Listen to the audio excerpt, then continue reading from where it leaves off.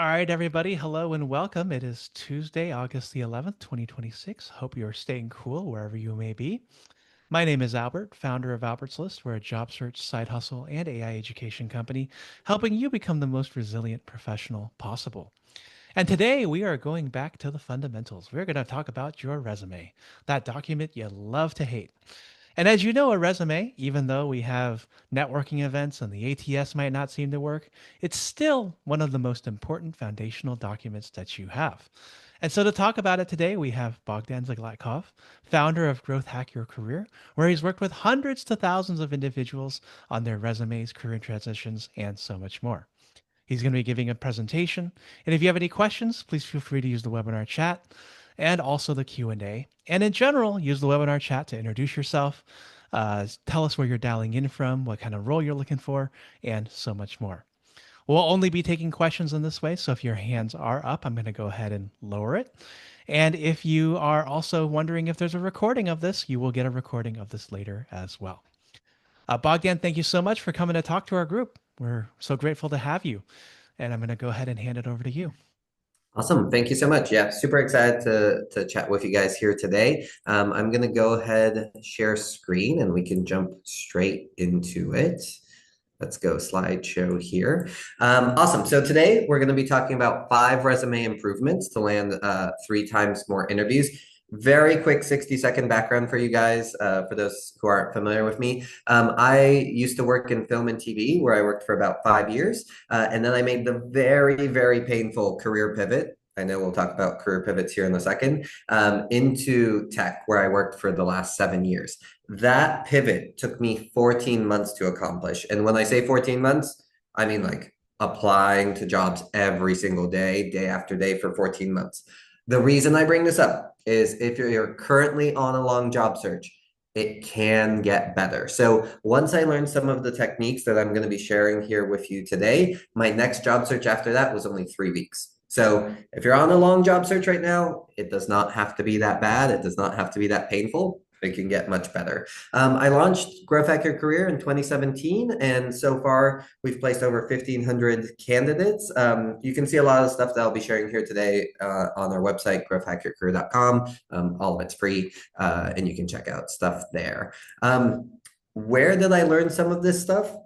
When I was on that job search that was really long, at a certain point I kind of broke, and I realized I have to do something different. And so what I ended up doing was I actually started reaching out to any recruiter or HR friends that I knew, and I didn't ask them for jobs. Instead, I asked them, what am I doing wrong? Like, look at my resume. What's wrong with my LinkedIn profile? And I actually got a lot of this knowledge that most people don't talk about. So I'll share a lot of that here with you guys today.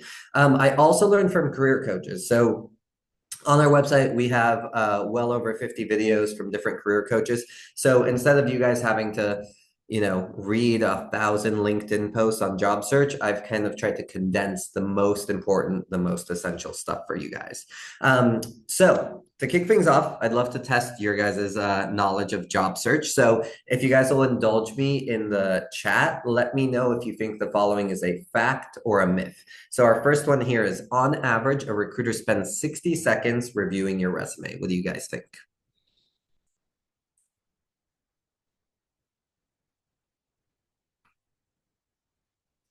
I see most people saying fact, but we have quite a few people saying myth. We're a little bit split. All right, get your guesses in. I'm going to reveal here. All right, so this is a myth. Depending which study you read, this number will vary, but recruiters really spend 10 to 30 seconds reviewing a resume, right? So we need to think about that and keep it in consideration of how can we showcase our best experience and make sure they're seeing that really, really quickly, right? I learned this firsthand from a recruiter friend of mine. She literally told me, I'm pretty junior right now, so I spend about a minute per resume, but I hope to bring that down to 20 to 30 seconds as I get more experience, right? So she literally is trying to reduce as much as she can the time she's spending on resumes. Next one here. Having a high quality application is more important than submitting your application quickly. What do you guys think? Fact or myth on this one?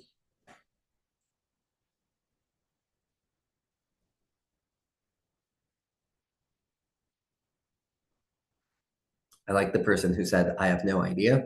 Good, good honesty there. Most people saying fact. I saw a couple of myths in there. All right, get your guesses in. Here we go. Gonna reveal.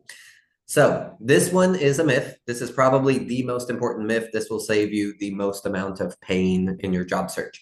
This has changed over the last 2 to 3 years. So if you and I were having this webinar 2 years ago, I'd probably say something different. But in this job market, timing is actually becoming really, really important. So a study found that 90% of candidates who had landed an interview had applied to the job within the first 24 hours of it being posted. I would say 24 hours is like the maximum. I would reduce it down to even 12 hours if you can. And I'll show you guys how to do that here in a second. But timing is super, super important. All right, next one. The average interview rate on LinkedIn is 3%. What do you guys think?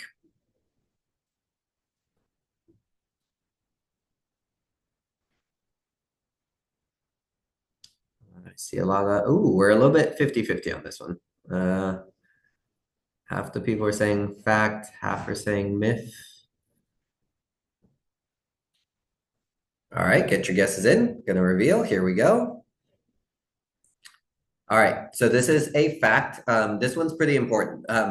Where you apply matters just as much as how you apply and what you're applying to. LinkedIn isn't terrible, but it doesn't have the best interview rates. So Google Jobs has 7% well found, which is really important for startups, is 5%, Glassdoor 3%, LinkedIn 3%. A few that I'll call out here is Built-in. I know it's a really good website. I enjoy that website, but it does have a low interview rate. So when you're applying to jobs, you want to diversify where you're applying to jobs. LinkedIn works, doesn't mean like eliminate it, but you should also diversify beyond LinkedIn.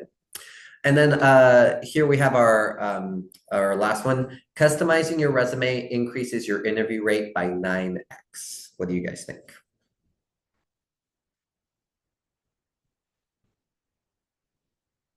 See, fact, fact, fact. We have one contrarian who said myth. Two contrarians, okay. Everybody seems to be. All right, I'll reveal. Is everybody super right or super wrong? Let's find out. This is a myth. So this is a really big one. And this actually surprised me. So this comes from a study by Hunter. They found that customizing your resume increases your interview rate by 2% or 2x, meaning an uncustomized resume has a 2% interview rate. A customized resume has about a 4% interview rate. So what this means is, yes, we should customize, but we really need to limit the amount of time and effort we're spending on resume customization because there's diminishing returns. So I recommend spending about 10 to 15 minutes customizing your resume, but anything beyond that is not going to like 10x, 20x your interview rate, right? So you can save yourself a lot of time in that regard. So thank you for indulging me on our Mythbusters here. Today, this is our agenda. So we're going to talk about the current market. We'll talk about how to build a resume hook, how to find your best achievements, how to do a resume gap analysis. And then at the end, I'll share a little bit about our Get Hired program, how you can work with me and my team if you want to. And then we'll also do Q&A. So if you guys want, you can share your questions throughout the presentation. I'll either take them as we go or we'll save them to the end. So don't feel like you have to memorize your questions until the end. So let's dive in. Number one mistake in this job market. So the biggest challenge right now is actually getting a recruiter to read your resume. When we think about a recruiter schedule, most of us think that they're just reviewing resumes all day. That's not the case, right? They're going into team meetings, they're screening candidates on interviews, they review resumes, they're meeting with hiring managers, meeting with their managers, et cetera, et cetera. So a recruiter is notoriously overworked, super busy. They also are reading 100 to 200 resumes per day, right? So this is important because when you're crafting your resume, you don't want to just think about it in terms of, is my resume good? But how is my resume going to compare to all the other people's resumes, right? This is why using AI to write your resume is a little bit of like a false positive signal. The AI writes a really compelling resume and you go, this is fantastic. But the other 100 people who also used the same, 4 AIs to write their resumes, are also putting out very similar ones. And so you end up not standing out. And then the last part is how we talked about that recruiters scan a resume very quickly. They're not reading it word for word, right? They're doing it in about 10 seconds. So I want you guys to take this new mindset away, which is it's not about being the best, it's about standing out from the rest, right? Putting ourselves in a wider perspective. So how can we stand out from some of those other people who we're competing against? This is where the resume summary comes in. So for those who aren't familiar, resume summary is this little piece up here. Most people's resume summaries go something along the lines of experienced professional with 10 years experience in blah, blah, blah, very experienced, blah, blah, blah. Instead of doing that, which blends in with everybody else, what I advocate for and what works really well in this market is writing a resume hook. So a resume hook has 3 qualities to it. One, it's original, meaning not many people could write this. 2, it has a value add. So it has something in it that the resume doesn't already convey. And then 3, it's informal. So it breaks the formality of the resume, right? It gives a little personality to your resume. So this is an example of most people's resume summary. Experienced project manager with 15 years experience, self-driven, self-starter, worked in the gaming industry for 10 years. One of the reasons that this doesn't work that well is because it's already talking about things that are very evident on your resume. If I just glance at your resume, I already know you have 15 years of experience, right? The dates show me that very quickly. It also shows some things that anybody could have written. So self-driven, self-starter, anybody can say that, right? And so it's not very original. It's not going to stand out. So I want to test you guys here. Which of these summaries do you guys think is best? So A, B, C, or D? I'll give you guys a moment to read these and then let me know in the chat.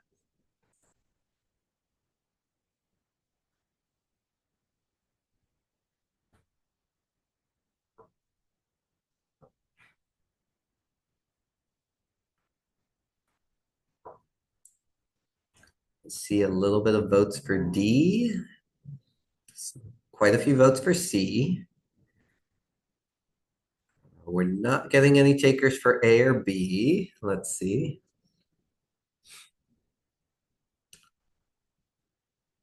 I have one person for B. And someone saying, I'm not sure anymore. I'm doubting myself. Awesome. Okay, so I'm going to reveal here.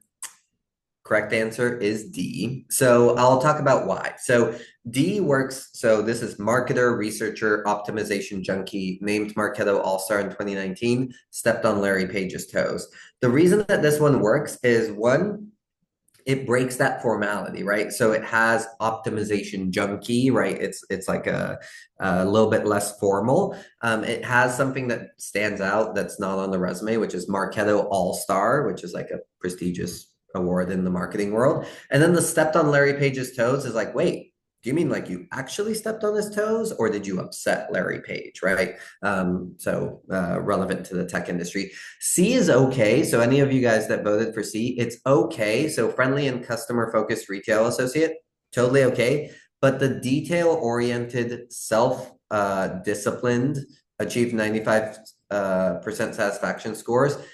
Anybody can really say that, right? So detail oriented, like you just saying that doesn't actually prove it. Self-disciplined, just saying it doesn't really prove it, right? So that's why that one isn't quite as good as D, right? The way that you show that you're detail oriented is by having no typos on your resume, for example. The way that you show that you're self-disciplined is by showcasing your leadership skills where you achieved something on your own without getting help. So just adding those words doesn't actually help, even if you see them on like a job description, for example. So here's an example. This is from my personal resume that I use. So mine was content leader, digital marketer, writer, worked at Emmy award-winning production studio, beat Mark Zuckerberg at hockey. I cannot tell you how many interviews I went on where the person said, hey, I have a few, interview questions here for you in a second, but quick question. How'd you beat Mark Zuckerberg at hockey? And then I go, oh, funny story. And I go into my Mark Zuckerberg story, and it immediately just helps us connect on a human level, right? So this is the sort of thing. You don't have to have something like a Mark Zuckerberg hockey thing, but something that just like personalizes your resume and just makes the person go, oh, this is an interesting human being, right? It's not just all achievements on the resume. So think about there we go. Think about your resume, right, as kind of that movie trailer. So we'll talk a little bit about how to make your resume concise, but remember that your resume is really there to intrigue the person to bring you in for that interview, right? It shouldn't just be all business. Someone's asking, would this work for senior level positions? Yes. So majority of the people I work with have 15 years of experience and above, and we still do this resume hook. Depending on your position and your industry, you can either make it more bold or less bold. So let's say you're applying to like work at JP Morgan in finance as like a executive, you're not going to make it quite as bold, but it should still be a little bit intriguing. Like you could say, you know, climbed Mount Kilimanjaro blindfolded. It's like, oh, interesting, right? Like it talks about tenacity, et cetera, et cetera. And then someone said, I've heard that summaries are unnecessary unless you're career pivoting. Is that true? Absolutely not true. Your summary should really be that thing that like makes your resume more human and more intriguing. Remember, there are 100 other resumes who all have the same similar experience as you, who are also qualified. We need to also think about how to stand out. So the big question that gets shared on LinkedIn, should my resume be 1 page or should my resume be 2 pages? The answer is forget about page count. So page count is very misleading because you can cram a lot of words onto 1 page. You can also spread out not very much, content across 2 pages. So a much more accurate measure of resume is actually your word count. So my question to you guys is, what is the ideal number of words for a resume? So is it 500, 600, 700, or 800? What do you guys think? I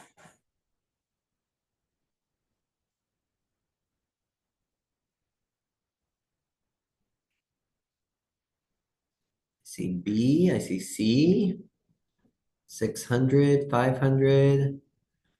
Someone said, I haven't counted the words on my resume. You can count them super quick. Just go to, if you open your resume, you go to tools and then go to word count, and it'll show you how many words it is. Someone said it depends. It actually does depend, but only a little bit. So I'm glad you brought that up, Andrew. All right, get your guesses in. I'm going to reveal. Here we go.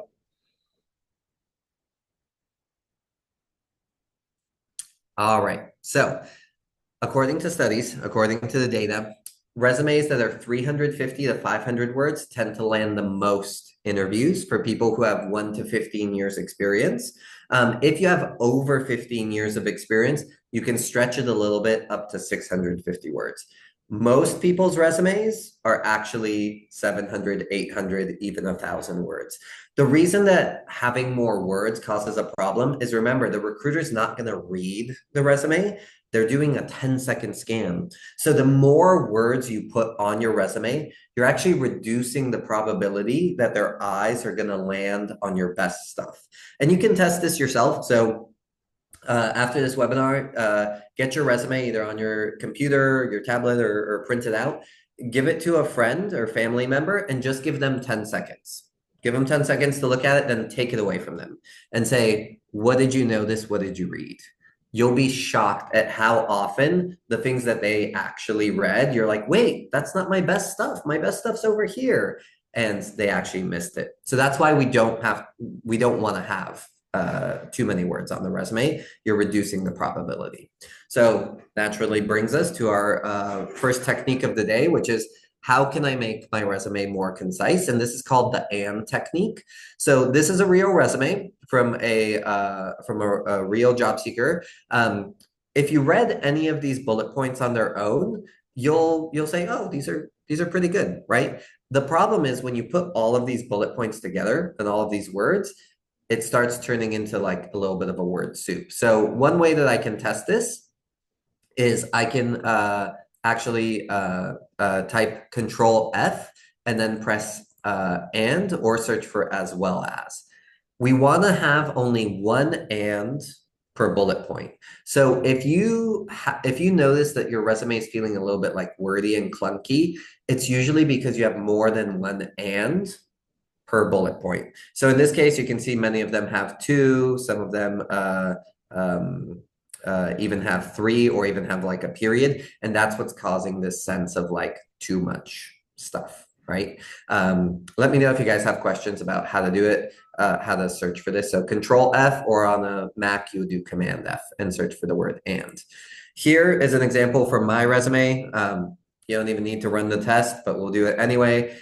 You can see that there's only one and. We're averaging one and per bullet point. And so it's much cleaner, much faster to read these bullet points, right? So if you're not sure where to cut from your resume, this is a very good way to see exactly visually where you should be cutting away from. I think someone had a question about like, my resume is causing me resume blindness, right? You can't like tell if it's good or not. This is one of the tests that you can run for that.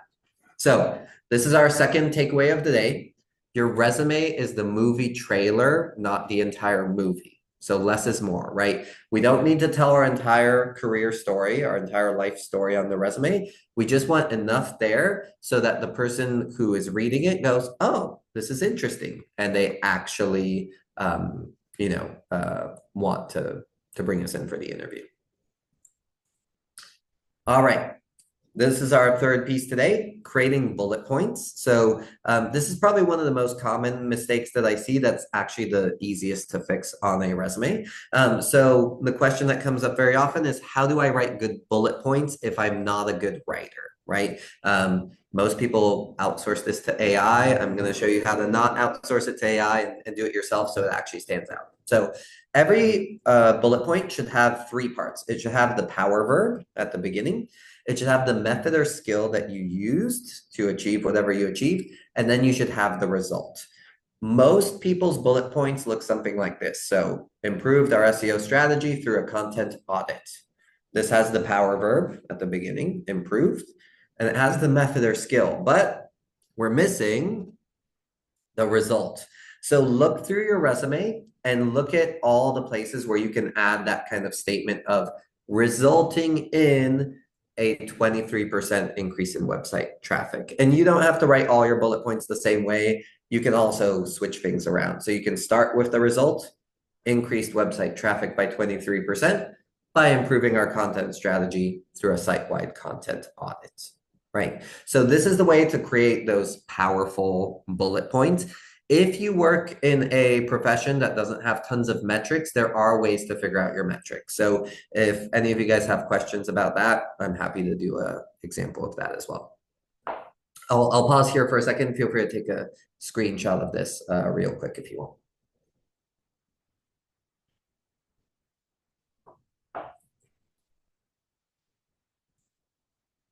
All righty. So here you can see what the bullet points look like. Again, this is pulled directly from my resume. You can see we have our power verb, we have our method, and then we also have our result. This is how you get your resume to stand out, again, from all the other people who are applying to similar roles as you. All right, and now our final technique of the day. This is probably the most important one that we're going to talk about today. This is called balancing your bullet points, right? How do you decide what to keep on your resume and what to cut? And how do you decide what are your best achievements? So a very common question I get asked is, how can I showcase the diversity of my skills? There are 5 types of bullet points. So you can build something, lead something, manage something, collaborate on something, or improve something. And obviously there's a bunch of synonyms to these. If you just look at your resume, just like this, it's really hard to tell what's going on and where you're over-indexing and where you're under-indexing on skills. But if we put a color to each one of these, we can actually see our resume in a very new light. So I think it was Kim who was saying like, I've got this resume blindness. I can't stand to look at this document anymore. This will completely change how you look at your resume. So here is a set of bullet points pulled directly from one of the clients we were working with, and I've color coded it. So here you can see that this person, if we look at these individual bullet points, most of them are pretty good. So there's nothing like glaringly wrong here. But when we add the color key, we see a different story. So this person is really over indexing on collaboration skills and on management skills, but isn't showing any leadership skills, isn't showing any building skills.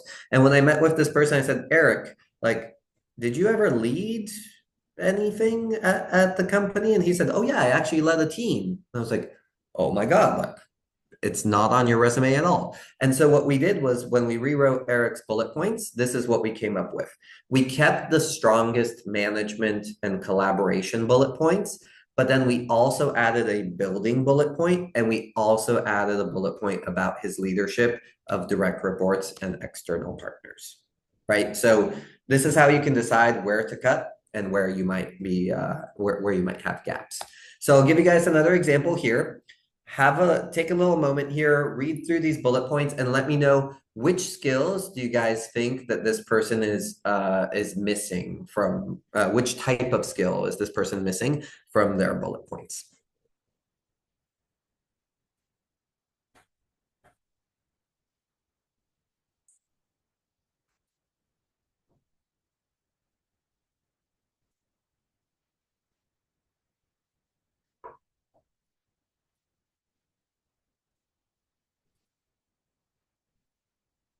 All right.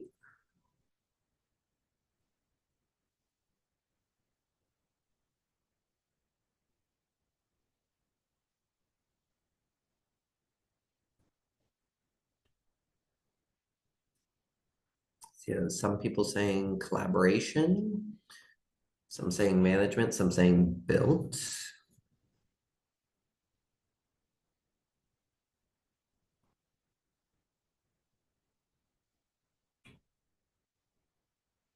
I see some folks want to have example of careers that have fewer metrics. I can do an example here at the end as well when we jump into Q&A.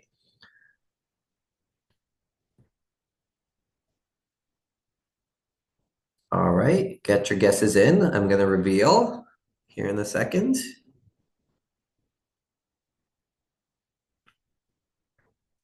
All right, I think most of you guys are pretty spot on, so I'll reveal here.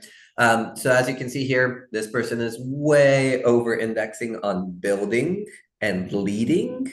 They have a little bit of improvement bullet points on here, but this person has no management and no collaboration skills. When we talk about management, by the way, it's not just managing people. It can also be managing projects, managing programs, etc., right?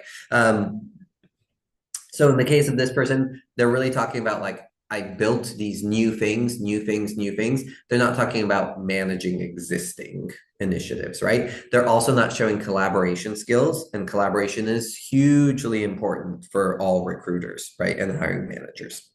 So you can see here, when we rewrote this person's bullet points, we kept the strongest ones on the leadership side, and on the building side, but we added some of those management ones, and then we also added a little bit of the leadership, right? Because this person was also a people leader as well. So I'll let you guys feel free if you want this color coded key here. Let me go back here. Feel free to take a screenshot of this right now, and then I'll move on to our final takeaway.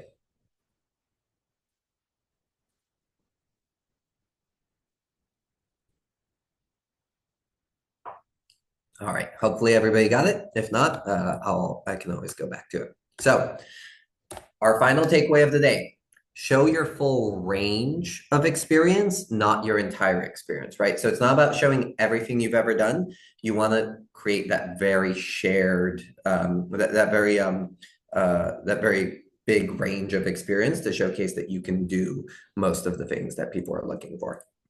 So these are our takeaways for today. Your resume is the movie trailer, not the entire movie. Takeaway two is it's not about being the best. It's actually about standing out from the rest. And then takeaway number three, show your full range of experience, not your entire experience. So we'll jump into Q&A here, and I'll give you guys some examples of how to find metrics and things like that. Feel free to start dropping your questions in the chat right now, and we'll start taking them here in a minute. I just want to share something which is one about our program, but also just to put this in a wider perspective. Job searching takes a lot of different activities to get right? So there's strategy, materials, networking, interviewing, and job offer. Today, we're just talking about resume, and we're just talking about that material prep.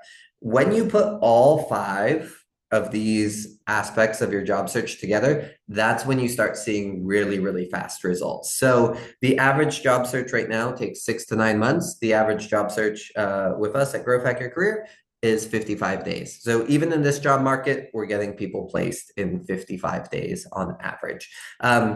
This is a little overview of our program, and I'll share some details here in a second. So our program is called the Get Hired Program. The reason it's called that is we have a job placement guarantee. Some prerequisites to work with us: you have to have at least 7 years of experience. So we don't work with recent college grads. And then you also have to be applying in the US and Canada. So if you're from abroad, if you have a visa to work in the US and Canada, we can still work with you. But we mostly work with US and Canada folks. The way to figure out if we can help you and if it's a good fit is we just do a free strategy call. So basically, you hop on the call with someone on my team, and they'll ask you a bunch of questions about your job search, kind of where you feel like you're getting stuck. And they'll create like a diagnosis for you and help you figure out, okay, you seem to be getting stuck here, here, and here. Here are the things that we would need to do. And then if it sounds good, we invite you to our program. It's invitation only. So there's no obligation to join if you get the invitation, but you get that invitation and then you can join our program, and average placement is 55 days. So if you guys would like to chat with us and maybe get some job search help, you can scan this QR code, or let me drop this link in the chat for you guys, so that you have it.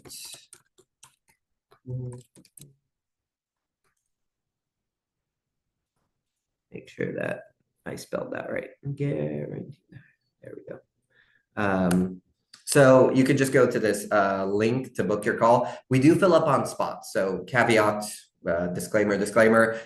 So before we jump into Q&A here, I do recommend save your spot for that free strategy call, because we do book up, and then we can't take more folks after that. So I'll give you guys a little preview of how we work with you if you join our program. So we have this data plus coaching methodology. So one of the secrets to our success of why we can get people jobs this quickly is we track everything in our dashboard. So here's an example of someone who joined the program 45 days ago. The time to landing their first interview was 6 days, right? And this person had been stuck on their job search forever. And their interview to application rate was 21%.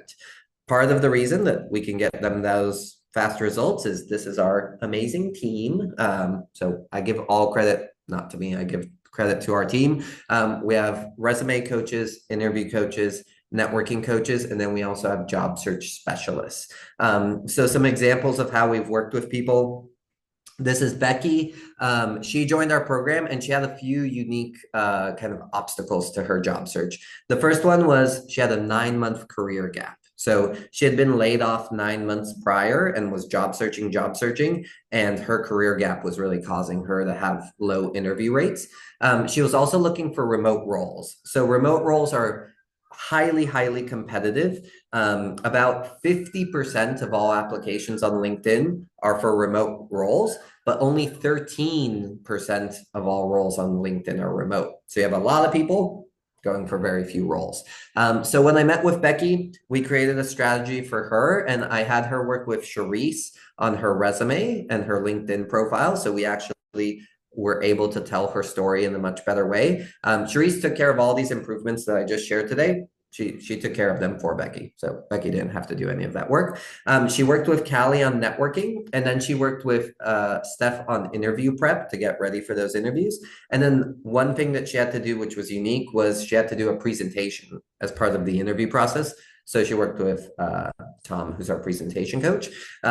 She landed her role. I think it took us something like 2 or 3 months. She landed at Boeing, and she is like over the moon about that job.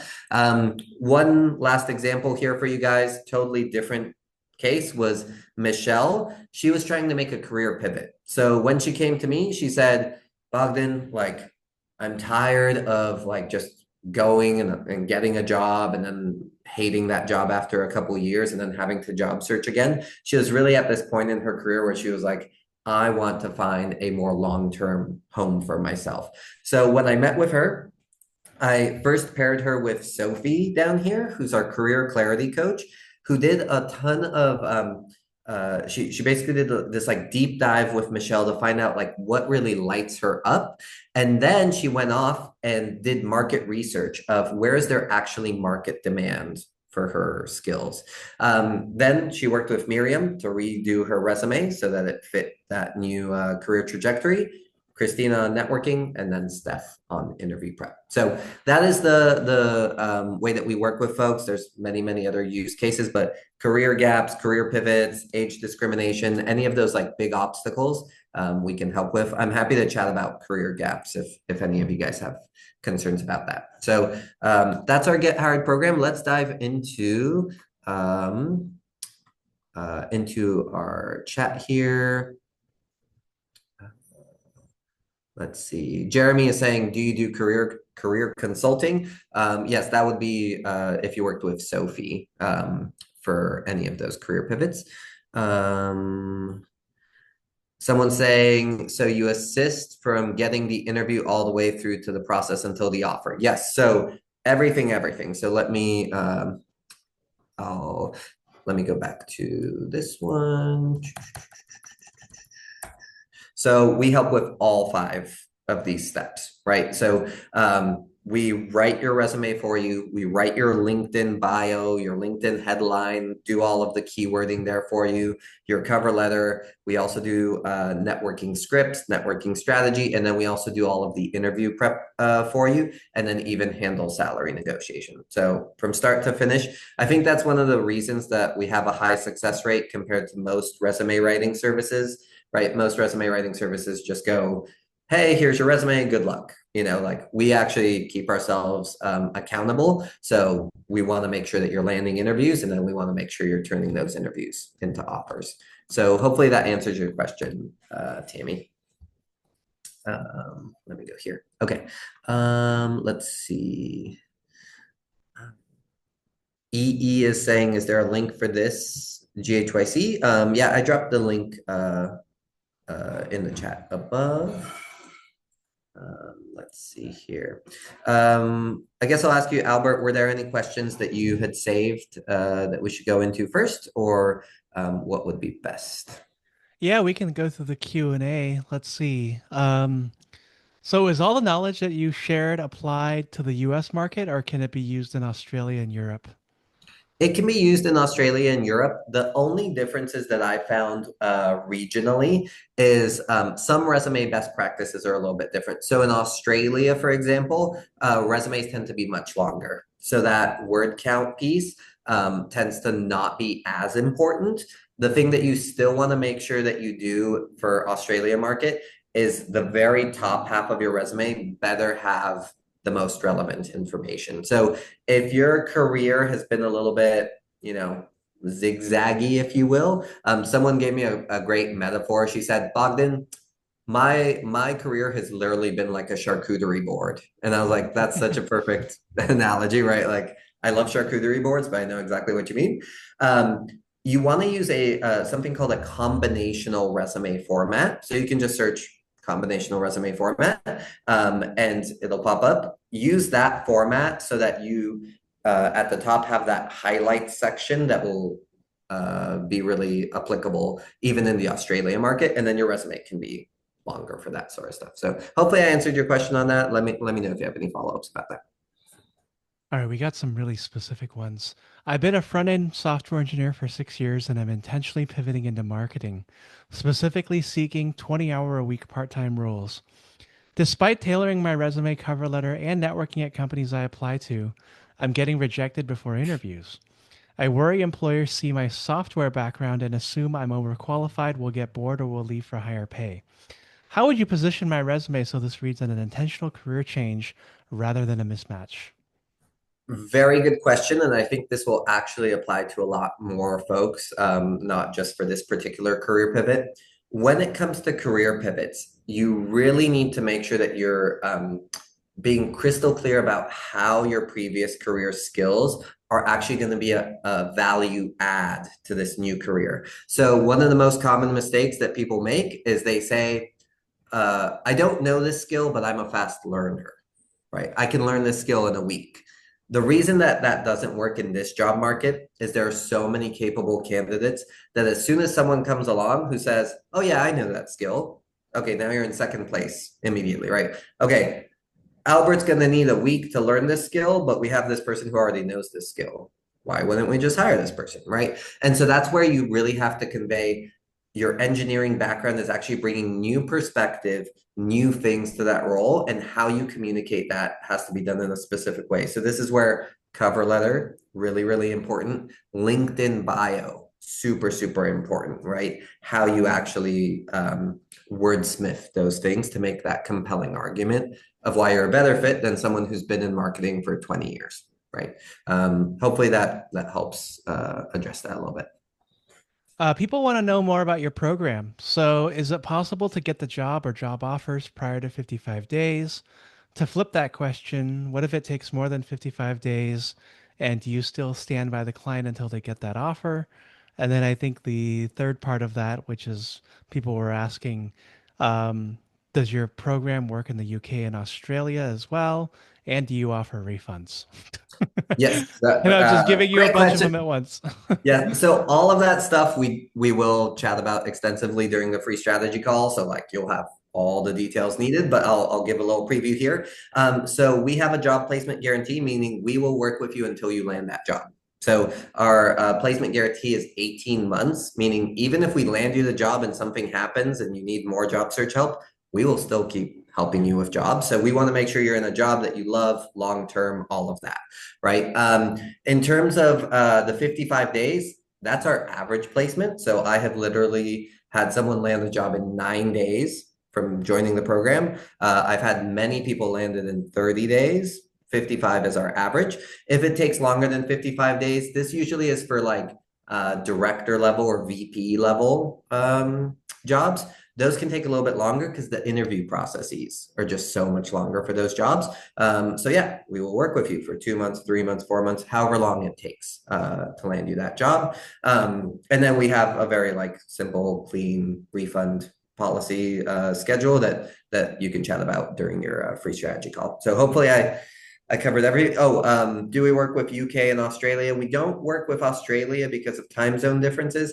UK, it depends on the role and what you're trying to go for. We have worked with UK clients, so I would just say book a free strategy call and just see if it's a good fit.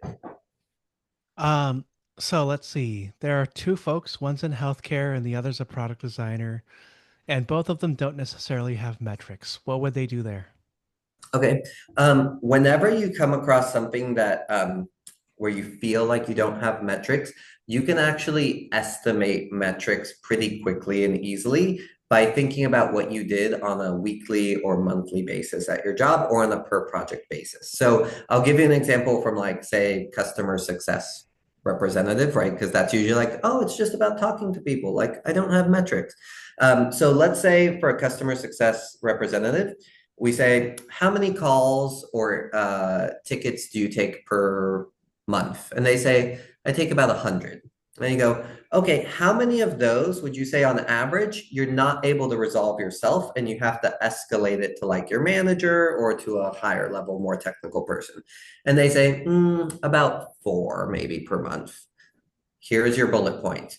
Successfully solved 96% of customer tickets with a 24-hour lead time or whatever it is, right? So I've added metrics to what is essentially like a qualitative type of role. So the same can be done in product design, right? Like how many products have you done? What is your average amount of time from like conception to launch? How fast do you beta test things, right? Like any of those like who, what, where, when, how topics. And same for healthcare. If you give me more details about what healthcare profession it is, I can give you more examples if needed. Awesome. If you are applying for multiple kinds of jobs, like AI office operations manager, data scientist, sustainability consultant, how do you portray your LinkedIn?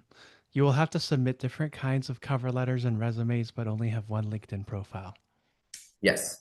The answer to this is do not apply to multiple roles. You will lower your interview rate tremendously by doing that.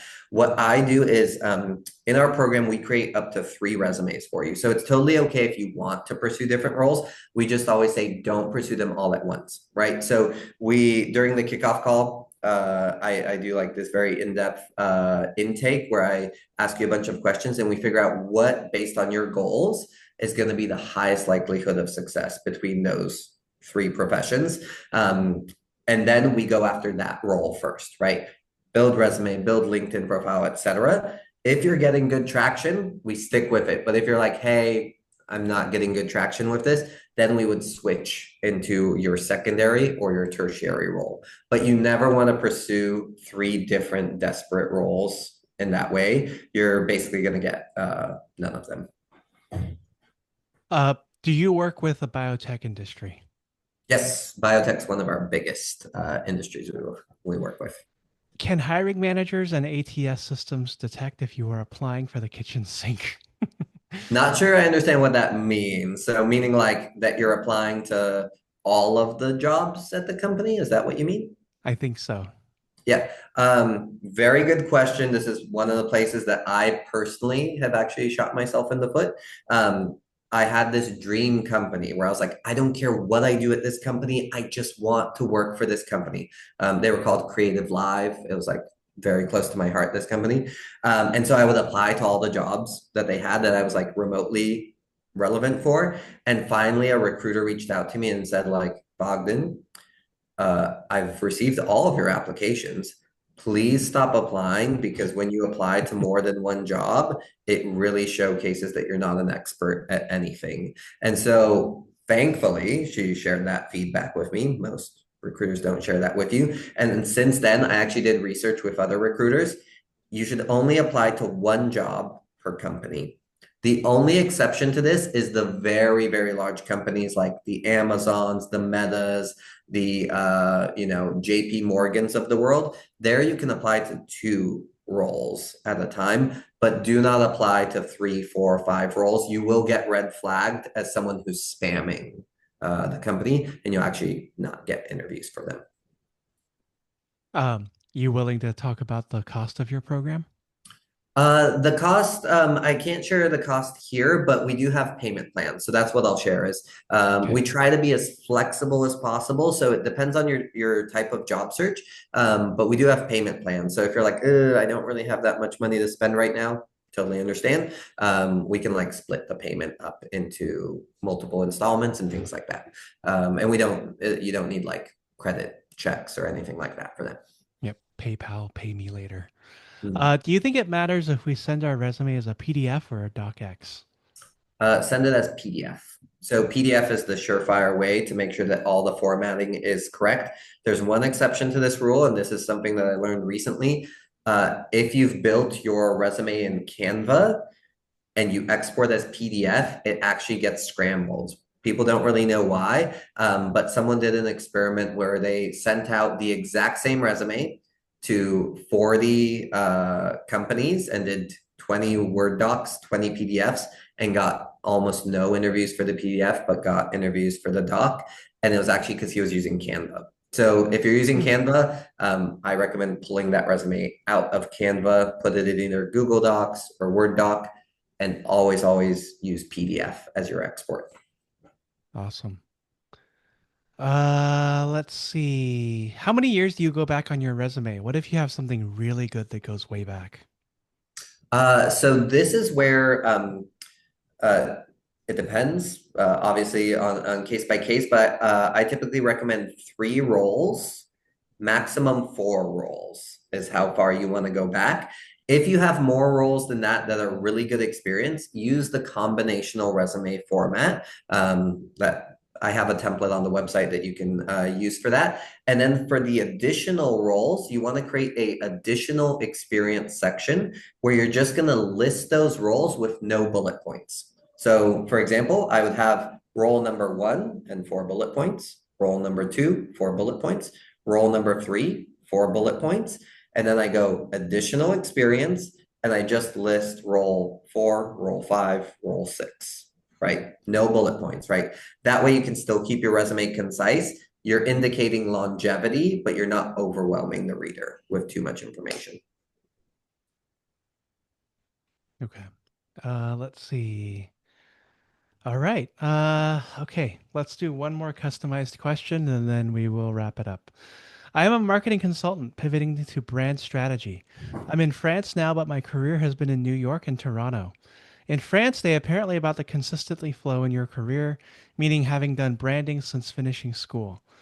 Do you have any advice on how to convey my, I guess, wealth? Maybe that means Wealth of experience. experience, I Wealth of think. experience. I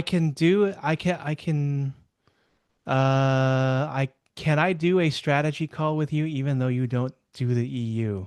I am looking to still have contacts and clients from North America who want to eventually expand to the EU. So to answer your question just first about the program, so if you're a US or Canadian citizen and you're applying to jobs in US and Canada, it's okay if you're located somewhere else. I actually, I don't know where you are in France. I literally just helped 2 people who were moving from Lyon, France, back to the US. They were like living abroad. Oh, awesome. She's also from Lyon. So yeah, that's actually one of the people who we landed a role in 9 days. By helping him.